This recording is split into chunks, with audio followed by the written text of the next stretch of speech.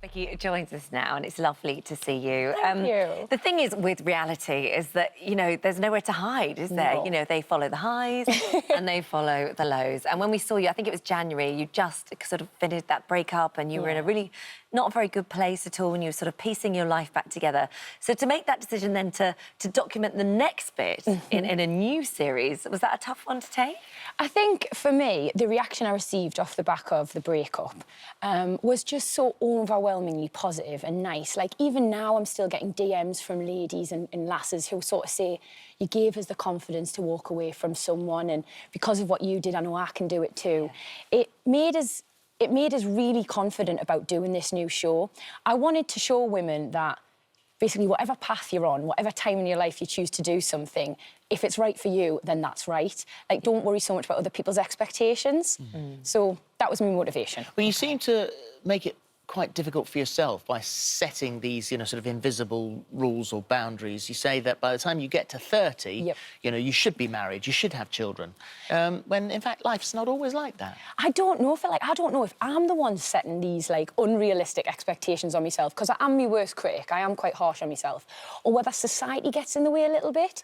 I know, for example, when I go out with all my mates and they're on their third kid and talking about mortgages and that, it's a bit weird for me to just sit down and order shots of tequila. Right. I feel a little bit like I'm getting left behind sometimes, so that's where it all comes from. But yeah, this journey has definitely told us to not be so hard on myself, because everybody does things at different times. Yeah. I've sort of been quite career-focused, which is something I love, and if people want to focus more on having children or following their heart in a relationship, then that's their journey and that's fine. So listen, explain what is doing a Vicky? So, in amongst my group of friends, whenever anybody moves too fast with a fella... Right. ...and is a bit, like, footloose and fancy-free, that's called doing a Vicky. And are you a bit guilty of doing that in the past, then? I've coined the term, Holly, what can I say? Yeah. I just get too excited and I get the flavour and I move too fast, and before you know it, I'm engaged. Right. Okay. Well, so Erlen, Have you done a Vicky, then? your new guy, A couple of times. yeah, your new guy, Erlen, he moved in after 8 months. That's correct, Phil, yes. And so are you doing a Vicky here?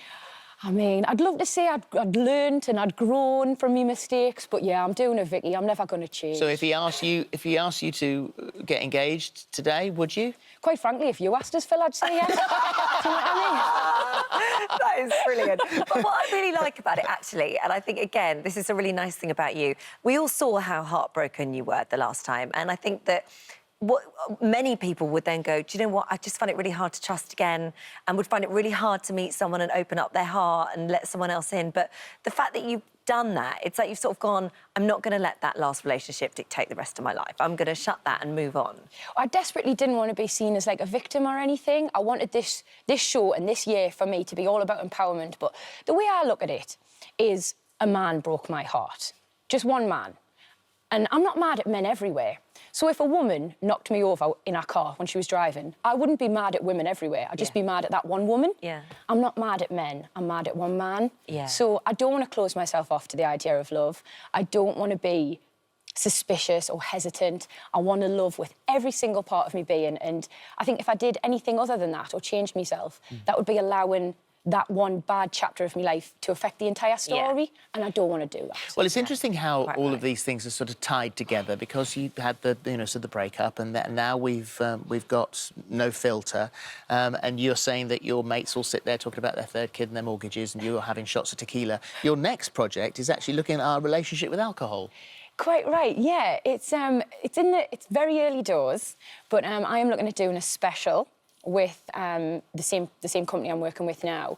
And we are exploring my attitude towards alcohol, my relationship with it, and the Great British publics in general. And what is it? What is your relationship with alcohol? Oh, it's tempestuous, to say the least, Phil, yeah. It's up and down. So yet to be explored, then, with this documentary. That's it, yeah. What we can watch at the moment is MasterChef, which you're doing really well at. Thank you so much. I'm loving it. Are you? Yeah. Do you want us to cook for you? Fern Cotton, who's booked today, so you can't cook today. I won't step on Fern's toes. No, she'll be using our mixer. That's the same as yours. But are you enjoying the experience? Because I always watch that and it makes my mouth go a bit dry because it looks so nerve-wracking. It is really, really scary. I think I spent, like, the first couple of weeks basically coming home after every show, just crying and drinking wine. Oh, gosh. It was just so stressful. I think It's the only set I've ever walked onto and gone, this is bigger than it looks on the telly. Oh, really? It's so huge. It's just, like, cavernous. And Greg Wallace and John Turturro do this whole good cop, bad cop thing. And I really, really just... I was so new to it all and desperate to do well that I just was so scared. Well, you Good have. luck. We'll see how it goes. Yeah. Done really well. But I think definitely we'll book you now, then, in that case. If you want to come in and cook for us. Come and cook for us. I'll make you that tart. That sounds like a plan. Vicky Pattison, No Filter, is tonight at 10 on Quest Red. And thank you very much. Really Thanks for nice having to Really meet you. lovely to see you. And Always it's a nice to pleasure. see you in a nicer place, too. Yeah, it is, That's for good. sure.